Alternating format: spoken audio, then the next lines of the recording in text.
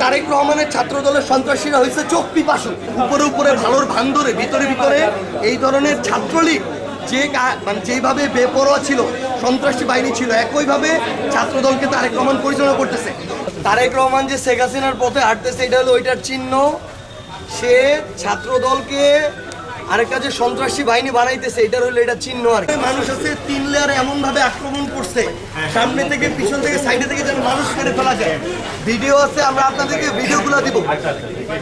এটা এখন একটা বাড়ি দিলে এটা ভেঙে যাবে, আপনারা দেখলে বুঝতে পারবেন পুরোটা কিভাবে ফেটে ছিন্ন বিচ্ছিন্ন হয়ে গেছে।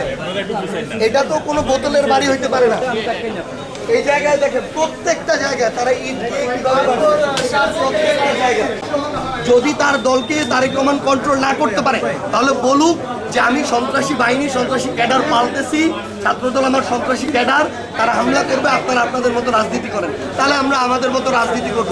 কিন্তু এইভাবে উপরে উপরে ভালোর ভান ধরে ভিতরে ভিতরে এই ধরনের ছাত্রলীগ যে মানে যেভাবে বেপরোয়া ছিল, সন্ত্রাসী বাহিনী ছিল, একইভাবে ছাত্রদলকে তারেক রহমান পরিচালনা করতেছে। এবং তারেক রহমানের এখানে গ্রিন সিগন্যাল ছাড়া, স্থানীয় বিএনপির গ্রিন সিগন্যাল ছাড়া ওই বিএনপি যুবদল ছাত্রদলের যারা নেতৃবৃন্দ, তারা কোনোদিন এই হামলাটা করতে পারতো না। নেতা কর্মী সন্ত্রাসীরা আছে, কেউ হামলা করতে পারতো না। আমরা ওই প্রোগ্রাম শেষ করে 5 মাইল বাজারের ওইখানে দুপুরে খাওয়ার জায়গা ছিল, ওইখানে গেছি, রড নিয়ে আসছে, চাপাতি নিয়ে আসছে, আমাদের কাছে ভিডিও পর্যন্ত আছে। বিএনপির ওই সন্ত্রাসীরা রড চাপাতি দিয়ে আমাদের গাড়িতে মারছে। আমাদের এই যে দেখেন, এরা এখন চোখ চায়। শেখ হাসিনা ছিল রক্ত পিপাসু, এই তারেক রহমানের ছাত্র দলের সন্ত্রাসীরা হয়েছে চোখ পিপাসু। একটার চোখ হবিগঞ্জে তুলে নিছে, আরেকটার চোখ তুলে নেওয়ার জন্য এই যে এখানে চোখ দিয়ে চোখে বাড়ি মারছে।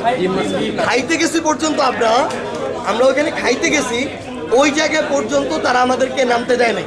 তাদের কথা হইলো যে এখানে বাংলাদেশে আবার একটা শেখ হাসিনার স্বৈরাচারের পরে বিএনপির আরেকটা স্বৈরাচার কায়েম করবে, আর কোনো দলকে দাঁড়াইতে দিবে না। এটা যদি হয়, বিএনপির পরিণতি শেখ হাসিনার চেয়ে আরো ভয়াবহ হবে।